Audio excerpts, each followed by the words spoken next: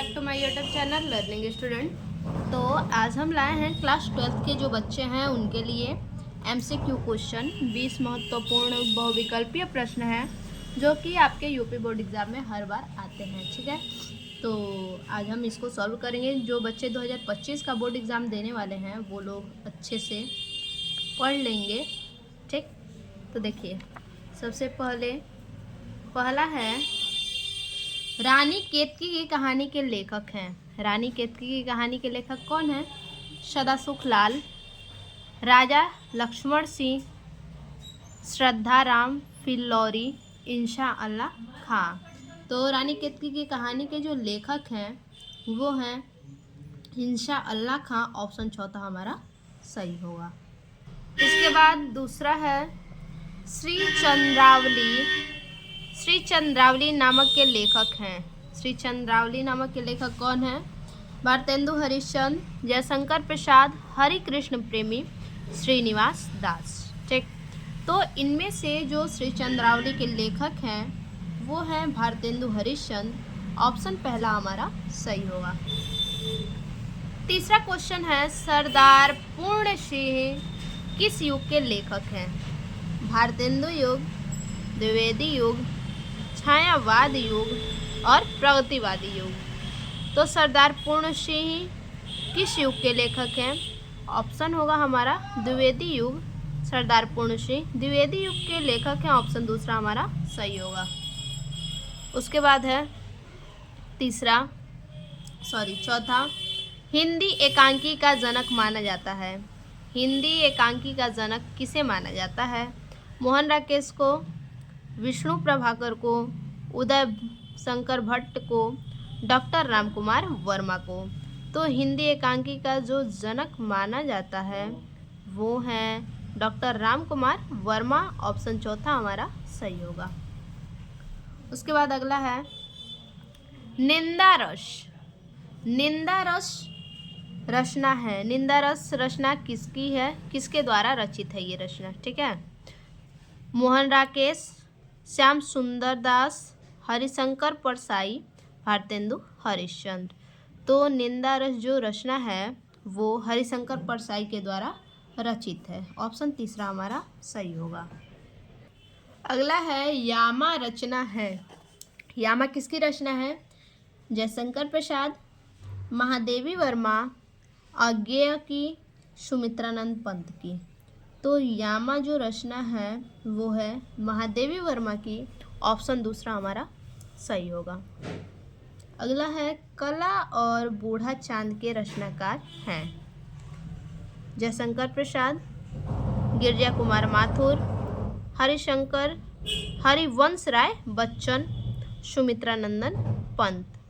तो कला और बूढ़ा चांद के जो लेखक हैं वो हैं सुमित्रानंदन पंत। ऑप्शन चौथा हमारा सही होगा। उसके बाद अगला है निम्नलिखित में छायावाद युगीन कवि हैं। निम्नलिखित में से छायावाद कवि कौन से हैं? जयशंकर प्रसाद, रामधारी सिंह दिनकर, जगन्नाथ दास रत्नाकर, अज्ञेय जी। तो छायावाद युगीन जो कवि हैं वो हैं जयशंकर प्रसाद। ऑप्शन पहला हमारा सही होगा। अगला क्वेश्चन है हिंदी साहित्य के किस काल को स्वर्ण युग कहा जाता है? हिंदी साहित्य के किस काल को स्वर्ण युग कहा जाता है? आदिकाल को, भक्ति काल को, रीतिकाल को, आधुनिक काल को। तो जो स्वर्ण युग काल कहा जाता है वो है भक्ति काल को। ठीक, भक्ति काल को स्वर्ण युग काल कहा जाता है। ऑप्शन दूसरा हमारा सही होगा। उसके बाद अगला है चिंतामणि के रचनाकार हैं। जयशंकर प्रसाद, प्रेमचंद्र, रामचंद्र शुक्ल, महादेवी वर्मा। तो चिंतामणि के जो रचनाकार हैं वो हैं रामचंद्र शुक्ल। ऑप्शन तीसरा हमारा सही होगा। अगला है हिंदी का प्रथम उपन्यास है। हिंदी का प्रथम उपन्यास कौन सा है? गोदान, परीक्षा गुरु, अलका, कंकाल। तो हिंदी का प्रथम उपन्यास जो है वो है गोदान। ऑप्शन पहला हमारा सही होगा। उसके बाद है क्या भूलूं क्या याद करूं किस विधा की रचना है। आत्मकथा की, जीवनी की, संस्मरण की, रिपोर्ताज की। तो क्या भूलूं क्या याद करूं ये जो विधा है वो है आत्मकथा की। ऑप्शन पहला हमारा सही होगा। अगला है पृथ्वी पुत्र निबंध के लेखक हैं। पृथ्वी पुत्र जो निबंध है उनके लेखक कौन है। गणेश शंकर विद्यार्थी, राजेंद्र यादव, अंबिका प्रसाद, वासुदेव शरण अग्रवाल। तो इनमें से जो पृथ्वी पुत्र निबंध के लेखक हैं वो हैं वासुदेव शरण अग्रवाल जी। ठीक है।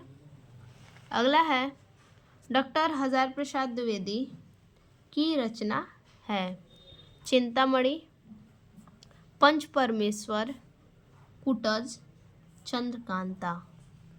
तो हजार प्रसाद द्विवेदी की जो रचना है वो है कुटज। ऑप्शन तीसरा हमारा सही है। अगला है पृथ्वी पुत्र निबंध संग्रह है। पृथ्वी पुत्र निबंध संग्रह किसका है। जैनेन्द्र कुमार, वासुदेव शरण अग्रवाल, मोहन राकेश, अज्ञेय जी। तो पृथ्वी पुत्र जो निबंध है वो है वासुदेव शरण अग्रवाल का। ऑप्शन दूसरा हमारा सही होगा। अगला है वीर गाथा काल की प्रमुख विशेषता है। वीर गाथा काल की इनमें से कौन सी प्रमुख विशेषता है। नारी का रूप सौंदर्य चित्रण, प्रकृति चित्रण, युद्धों का सजीव चित्रण, चंद्रकांता। तो इनमें से जो वीर गाथा काल की प्रमुख रचना है वो है युद्धों का सजीव चित्रण। ऑप्शन तीसरा हमारा सही होगा। अगला है निम्नलिखित में कौन प्रेमाश्रय शाखा के कवि नहीं है। जायसी, सूरदास, मंझन, कुतुबन।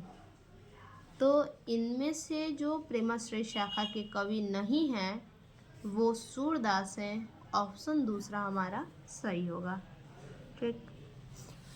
अगला है कौन सी रचना अज्ञेय की नहीं है। बावरा अहेरी, सुनहले सैवाल, इत्यलम, रेणुका। तो अज्ञेय की जो रचना नहीं है वो है रेणुका। ऑप्शन चौथा हमारा सही होगा। अगला है रामधारी श्री दिनकर द्वारा रचित ग्रंथ है हुंकार, धूप के धान, कालजयी, चित्राधार। तो इनमें से जो दिनकर जी के द्वारा रचित ग्रंथ है वो है हुंकार। ऑप्शन पहला हमारा सही होगा। ठीक। अगला है तार सप्तक के प्रवर्तक हैं। तार सप्तक के प्रवर्तक कौन है। नरेंद्र शर्मा, अज्ञेय जी, भवानी प्रसाद मिश्र, धर्मवीर भारती। तो तार सप्तक के जो प्रवर्तक हैं वो हैं अज्ञेय जी। ऑप्शन दूसरा हमारा सही है। तो ये रहा हमारा हिंदी का जो क्लास 12 के बच्चे हैं उनके लिए 20 ऑप्शनली क्वेश्चन जो कि बहुत ज़्यादा इंपॉर्टेंट है। इसको आप ज़रूर से बच्चा पढ़ लीजिएगा। फिर से मिलते हैं ऐसे एक और नए वीडियो में। तब तक के लिए धन्यवाद।